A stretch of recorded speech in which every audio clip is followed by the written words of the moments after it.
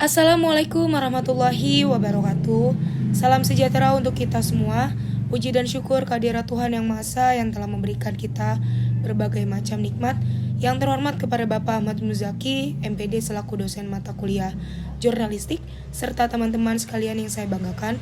Baik di sini kelompok kami ingin membahas materi optimalisasi pembelajaran bahasa Indonesia dan bahasa Inggris di era digital, strategi dan inovasi perguruan tinggi.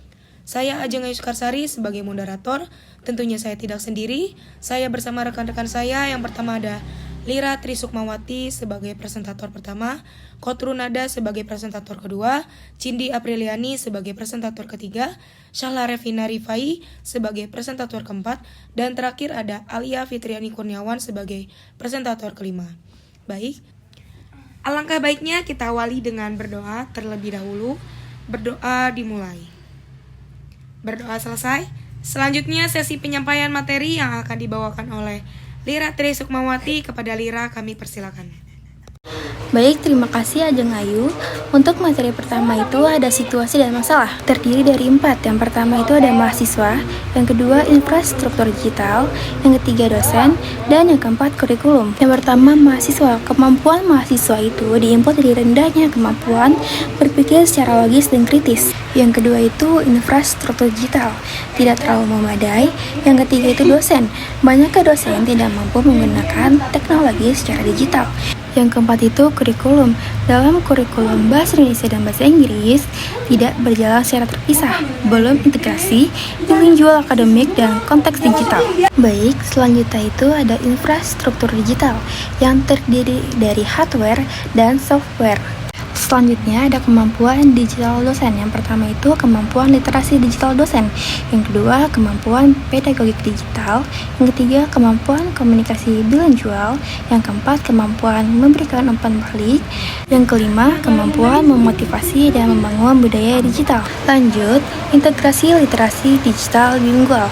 Yang pertama itu menggunakan LMS bilingual, yang kedua membangun akademik, yang ketiga kolaborasi proyek digital, yang keempat integrasi AI dan tools digital. Baik, selanjutnya itu ada infrastruktur digital, yaitu hardware. Yang pertama itu jaringan internet berkecepatan tinggi, yaitu akses internet yang stabil terutama untuk di dalam kelas. Yang kedua itu perangkat audio visual yang terdiri dari proyek, mikrofon, handphone yang berkualitas untuk mendukung interaksi lisan dalam presentasi. Yang ketiga itu perangkat komputer dan mobile yang terdiri dari laptop, tablet, dan sejenisnya dengan spesifikasi memadai untuk mengakses aplikasi pembelajaran bahasa. Dan yang terakhir itu server dan include, yaitu untuk menyimpan materi, rekaman kelas, dan database dalam penelitian. Untuk materi selanjutnya akan dijelaskan oleh Kotrunada. Kepada Kotrunada dipersilakan. Selanjutnya, dampak di kampus. Mahasiswa meningkatkan kompetensi digital dan multilingual sehingga lebih siap bersaing di tingkat global. Selanjutnya ada dosen, memungkinkan pengajaran dan evaluasi lebih efektif serta inovatif dengan dukungan teknologi terintegrasi. Yang terakhir ada kampus, meningkatkan reputasi akademik dan daya saing internasional melalui infrastruktur modern yang mendukung internasionalisasi. Selanjutnya ada krisis berbahasa Indonesia di era AI generatif. Kiat mendeteksi teks buatan AI generatif. Yang pertama, terlalu singkat, hampir tidak ada salah ejaan tanpa bacaan atau struktur selain variasi struktur kalimat. Teks tampak terlalu sempurna dan terlalu seragam. Yang kedua, gaya bahasa terlalu rapih, kalimat logis dari lancar namun terasa datar, kaku dari tanpa ciri kepribadian penulis. Yang ketiga ada klaim tanpa sumber banyak, pernyataan faktual tanpa data, referensi atau tautan yang dapat diverifikasi. Yang keempat ada nada netral berlebihan, tidak menunjukkan sikap, emosi atau sudut pandang yang jelas terhadap topik. Yang kelima ada struktur seragam, paragraf berpola tetap, pengantar, uraian penutup tanpa spontanitas atau alur naratif yang hidup. Yang keenam generasi luas sering memakai istilah besar seperti masyarakat dunia, teknologi tanpa konteks lokal yang spesifik. Selanjutnya, belajar bahasa itu proses, bukan sekonyong-konyong produk.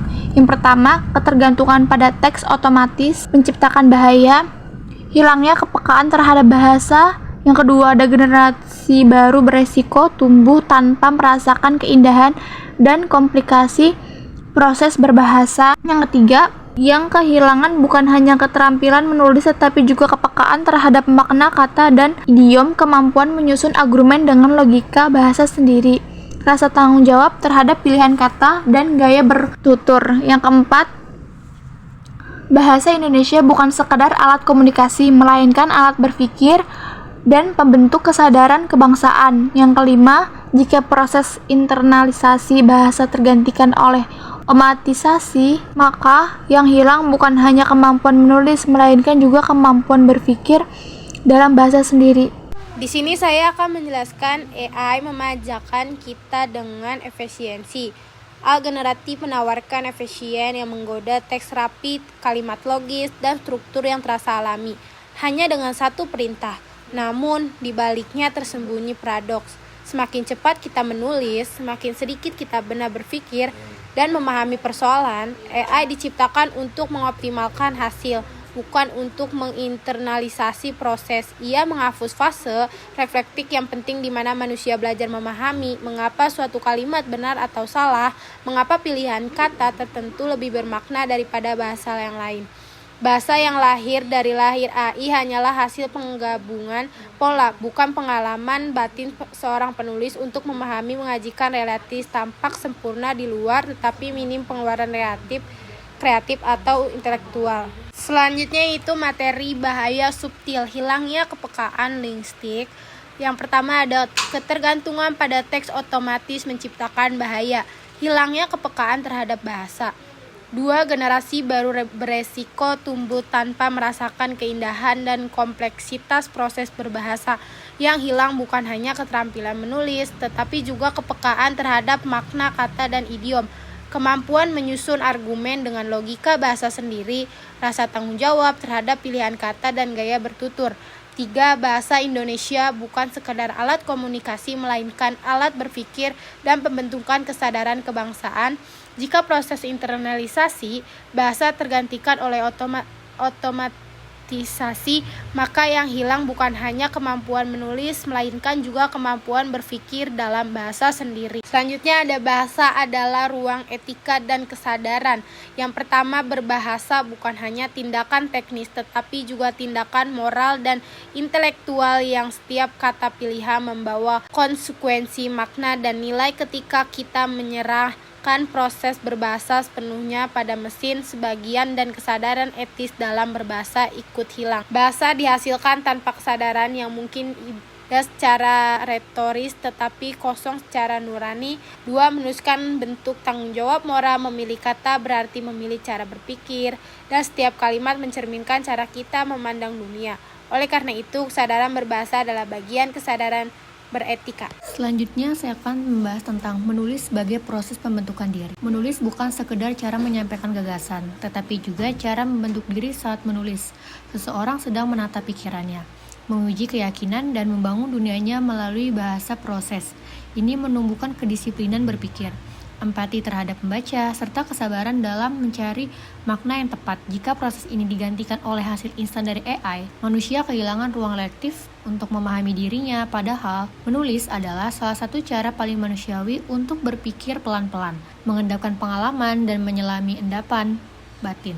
Bahasa dalam konteks ini bukan hanya alat komunikasi, tetapi cermin bagi pertumbuhan intelektual dan emosional. Selanjutnya adalah AI sebagai alat bantu. AI semestinya digunakan sebagai sarana meningkatkan efektivitas dan produktivitas. Tulislah terlebih dahulu dengan segala kekurangannya. Gunakan AI untuk memperbaiki, menata, atau memperluas gagasan. Jangan lupa menyunting teks buatan AI, memeriksa per kalimat, memeriksa kebenaran data, argumentasi, dan kutipan.